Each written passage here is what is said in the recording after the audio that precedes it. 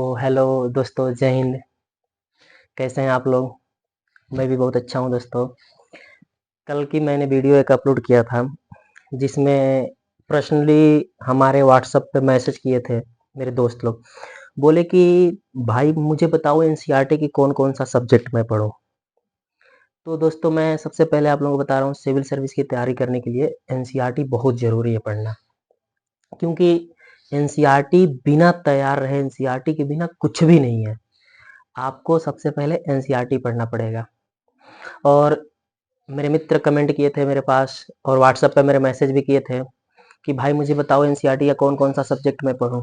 तो मैं उन्हें बताना चाहता हूं दोस्तों, वो भी इंजीनियर हैं अभी फ़िलहाल, बीटेक किए हुए हैं मैकेनिकल से और जॉब करते हैं वो गुड़गाँव में। शायद गुड़गाँव या नोएडा में जॉब करते हैं, तो उनका मन बन गया अब यूपीएससी करने का। तो उन्होंने मेरे से पूछा कि भाई बताओ तुम मुझे कौन-सा एनसीईआरटी की कौन-कौन सा सब्जेक्ट पढूं। तो मैंने उन्हें भी बता दिया और मैंने आप लोगों को भी शेयर करना चाहता हूं दोस्तों। तो दोस्तों देखो, मैं परचेज किया, मैं दृष्टि आईएएस से एनसीईआरटी की सारी बुक मंगाई।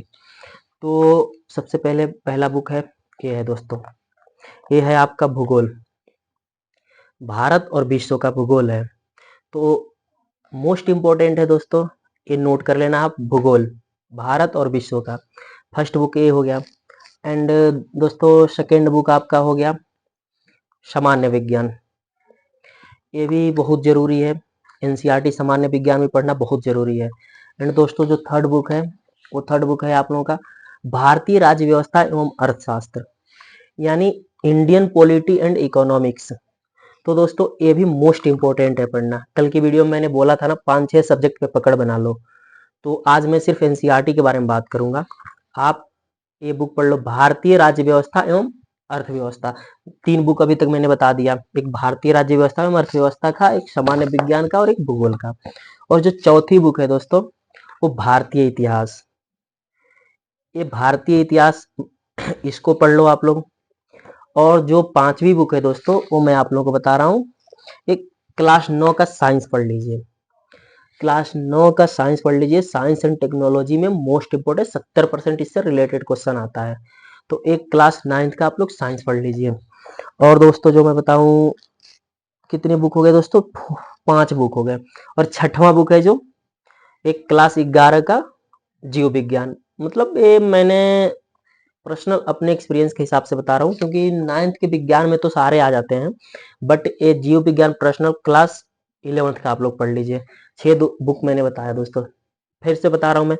क्लास 11 का जीव विज्ञान, क्लास 9th का विज्ञान, उसके बाद से दोस्तों भारतीय इतिहास पढ़ लीजिए एनसीईआरटी, और उसके बाद से सामान्य विज्ञान दृष्टि से ही मैं मंगाया, और उसके बाद से भारतीय अर्थव्यवस्था एवं भारतीय राज्य व्यवस्था, और उसके बाद से दोस्तों ये भूगोल, भारत एवं विश्व का भूगोल एनसीईआरटी में।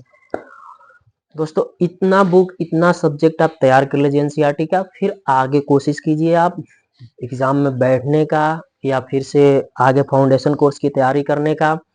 ये सब आप पहले एनसीईआरटी बेस अपना मजबूत कर लीजिए, उसके बाद से आप फाउंडेशन कोर्स में जाइए।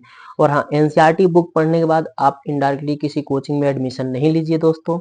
सबसे मोस्ट इम्पोर्टेंट है, पहले आप खुद को सेल्फ, मतलब आप ऐसे आपको लगे कि हाँ मैं कर सकता हूँ, पहले खुद को आप उसको पढ़िए। जैसे एनसीईआरटी आप पढ़ रहे हैं, ऐसे ही सब्जेक्ट 3-4 सब्जेक्ट को पढ़िए।